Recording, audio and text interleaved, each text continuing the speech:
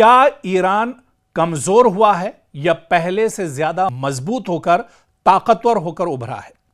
इस सवाल का जवाब सादा हां या नहीं में देना मुश्किल है, क्योंकि ताकत सिर्फ फौजी सलाहियत का नाम नहीं बल्कि सियासी, सिफारती, माशी और अवामी अवामिल का मजमुआ होती है।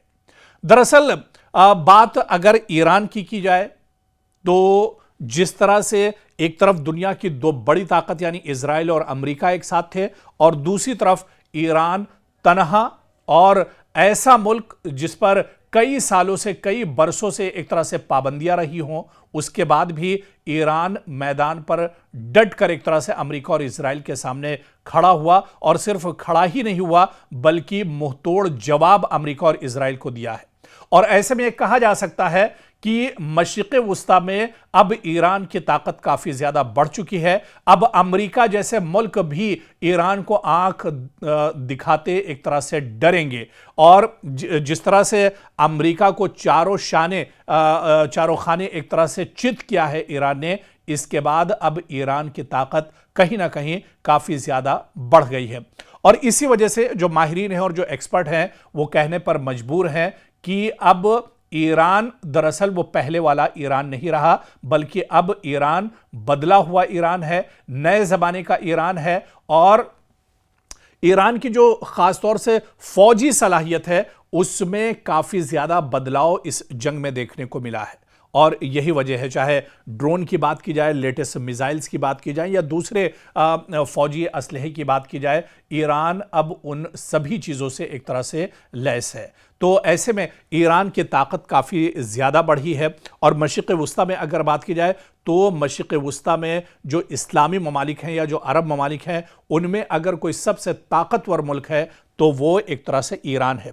दरअसल ईरान का मजबूत होना, ईरान का ताकतवर होना ये इजराइल के लिए सबसे बड़ा झटका है, बेंयामिन नेतन्याहू के लिए सबसे बड़ा झटका है। और यही चीज़ दरअसल इजराइल को खटकती थी, यही चीज़ इजराइल को दरअसल परेशान करती थी कि ईरान को किस तरह से तोड़ा जाए, ईरान को किस तरह से ख़त्म किया जाए। क्योंकि मशरिक़ वुस्ता में अगर ग्रेटर इजराइल का जो ख्वाब इजराइल का है अगर उसे शर्मिंदा ताबीर करना है तो उसके लिए सबसे पहले मशरिक़ वुस्ता में ईरान को एक तरह से ख़त्म करना होगा।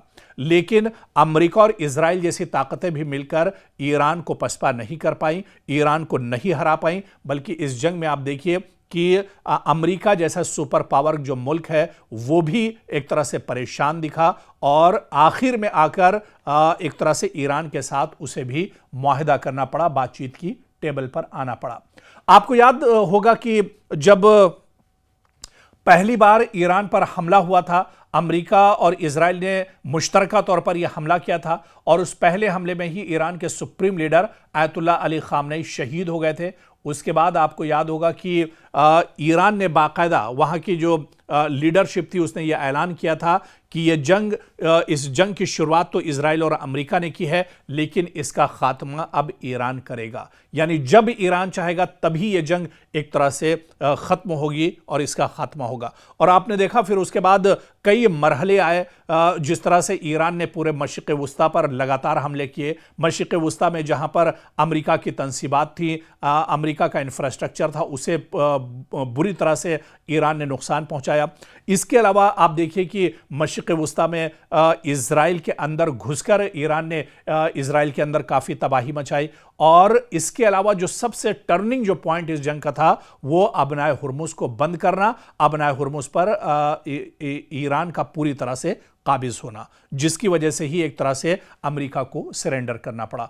तो कहीं ना कहीं अब इस जंग के बाद अब तस्वीर बिल्कुल साफ हो गई है कि दुनिया के सामने ईरान एक बड़ी ताकत बनकर उभरा है। और मशरिक़ वुस्ता में यह कहा जाए कि मशरिक़ वुस्ता की जो सबसे बड़ी ताकत मौजूदा वक्त में है वो दरअसल ईरान है। और इस जंग के बाद यह बिल्कुल साफ हो गया है कि ईरान अब पहले जैसी ताकत नहीं रही बल्कि ईरान की ताकत में अब काफ़ी इजाफा हुआ है और जंगी एतबार से भी ईरान अब पहले से काफ़ी ज़्यादा मजबूत है। ईरान की सियासत में इस वक्त सबसे ज्यादा जेर बहस सवाल यही है कि अगर supreme leader Ayatollah Ali Khamenei की वफात या तदफीन का मरहला आता है तो क्या उनके साहबजादे मुज्तबा खामनई जो इस वक्त ईरान के मौजूदा सुप्रीम लीडर हैं, क्या वो दुनिया के सामने नजर आ सकते हैं? आपको याद होगा कि जब मुज्तबा खामनई ईरान के सुप्रीम लीडर आयतुल्लाह अली खामनई की शहादत के बाद उन्हें ईरान का नया सुप्रीम लीडर बनाया गया था, उसके बाद से ही वो दुनिया के सामने एक तरह से नजर नहीं आए हैं। ना कभी मीडिया पर, ना कभी कैमरे पर, ना कभी टीवी पर उनकी कोई खबर दरअसल नहीं आई। हालांकि ये खबरें बीच बीच में गश्त करती रहीं कि वो उस हमले में जख्मी हो गए थे। जब ईरान के सुप्रीम लीडर आयतुल्लाह अली खामनई शहीद हुए थे, वो भी इस हमले में जख्मी हुए थे। जख्मों को लेकर भी और उनकी हालत को लेकर भी कई तरह की जो खबरें थी, चेमेगोइयाँ थी, वो भी एक तरह से उस पर भी बात होती रही। और कुछ दिनों के बाद अमेरिका ने भी बाकायदा इस बारे में बताया था कि ईरान के सुप्रीम लीडर मुज्तबा खामनई जिंदा हैं। हालांकि वो कुछ जख्मी हालत में ज़रूर हैं, लेकिन बाहयात हैं। अब सवाल ये उठता है, जब ईरान के सुप्रीम लीडर आयतुल्लाह अली खामनई की तदफीन का ऐलान ईरान ने कर दिया है, बाकायदा आपको बता दें कि हिंदुस्तान के वज़ीर आज़म को और हिंदुस्तान की सरकार को भी, हिंदुस्तान के वज़ीर आज़म नरेंद्र मोदी को भी मदऊ किया गया है कि वो आखिरी जो तदफीन का पूरा ये जो अमल होगा उसके लिए हिंदुस्तान के वज़ीर आज़म को भी और दुनिया के दूसरे ममालिक के जो सरबराहान हैं उन्हें भी एक तरह से मदऊ किया गया है।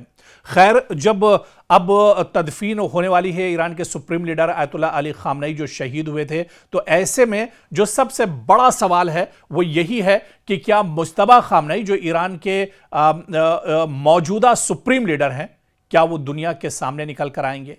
क्या वो अब दुनिया के सामने एक तरह से अब जाहिर होंगे? ये सवाल दरअसल बहुत बड़ा है, क्योंकि यह सवाल इसलिए भी अहम है कि मुज्तबा खामनई कई बरसों से ईरानी सियासत के सबसे पुरस्कार और बाअसर नामों में शुमार किए जाते हैं, लेकिन अवामी सतह पर उनकी मौजूदगी इंतहाई महदूद रही है। ख़ासतौर से अमेरिका, इजराइल और ईरान के दरमियान जब जंग चल रही थी, उसके इस जंग के चलते भी वो एक तरह से रोपोश थे। अब दरअसल मुज्तबा खामनई के बारे में अगर बात की जाए तो ईरान के सुप्रीम लीडर आयतुल्लाह अली खामनई के दूसरे बेटे हैं। इनके बारे में तवील अरसे से कयास आराइयाँ भी होती रही हैं कि वो ईरानी इस्टेब्लिशमेंट, मजहबी हलकों और बाज़ ताकतवर इदारों में असर व रसूख रखते हैं। ताहम वो ना तो बाकायदा हुकूमती ओहदे पर कभी रहे और ना ही आम सियासी रहनुमाओं की तरह मीडिया में नजर आते हैं। इसी वजह से उनके बारे में मालूमात महदूद और कयास आराइयों पर मबनी रहती हैं। अब बड़ा सवाल यह उठता है कि अगर ईरान में सुप्रीम लीडर की तदफीन जैसा तारीखी मौका आता है तो पूरी दुनिया की नजरें तेहरान पर होंगी। ऐसे मौके पर कई अहम सवाल भी उठते हैं कि क्या जनाजे और तदफीन की आखिर क़यादत कौन करेगा? अगर मुज्तबा खामनई सामने नहीं आते हैं तो फिर ईरान के सुप्रीम लीडर आयतुल्लाह अली खामनई का जो जनाजा होगा और उनकी जो तदफीन होगी, इसकी क़यादत कौन करेगा? ईरानी इस्टेब्लिशमेंट किस शख्सियत को नुमाया करती है? मीडिया किस चेहरे पर ज़्यादा फोकस करता है? क्या मुज्तबा खामनई नुमाया किरदार अदा करते नज़र आएंगे? अगर वो मरकज़ी हैसियत में नज़र आते हैं तो इसे ईरान के मुस्तकबिल की क़यादत के हवाले से एक अहम इशारा दरअसल समझा जा सकता है, क्योंकि जब से जंग चल रही थी और अब जंग एक तरह से थम गई है, अब ईरान और अमेरिका के दरमियान मुआहिदों का दौर चल रहा है, बातचीत का दौर चल रहा है। और ऐसे में क्या ईरान के मौजूदा सुप्रीम लीडर मुज्तबा खामनई वाकई में दुनिया के सामने आ सकते हैं? क्योंकि ईरान के सुप्रीम लीडर, साबिक सुप्रीम लीडर आयतुल्लाह अली खामनई की शहादत और उनकी तदफीन का जो मौका होगा, ये बहुत बड़ा मौका होगा। और ईरान ने बाकायदा उसी वक्त ऐलान किया था कि जब ये जंग थमेगी उस वक्त ईरान के सुप्रीम लीडर आयतुल्लाह अली खामनई की तदफीन की जाएगी। जंग थम चुकी है, अमेरिका के साथ बातचीत का दौर चल रहा है, मुआहिदे एक तरह से हो रहे हैं और उस पर दस्तखत किए जा रहे हैं। तो ऐसे में क्या अब जब तदफीन होगी ईरान के सुप्रीम लीडर आयतुल्लाह अली खामनई की, क्या वाकई में मुज्तबा खामनई अब दुनिया के सामने निकल कर आएंगे? ये सवाल बहुत अहम है। और आने वाले दिनों में जब ये पूरा अमल होगा, तदफीन होगी, जनाजा उठेगा, उस वक्त क्या सुप्रीम लीडर मुज्तबा खामनई दुनिया के सामने आ सकते हैं? ये देखना भी बहुत अहम होगा।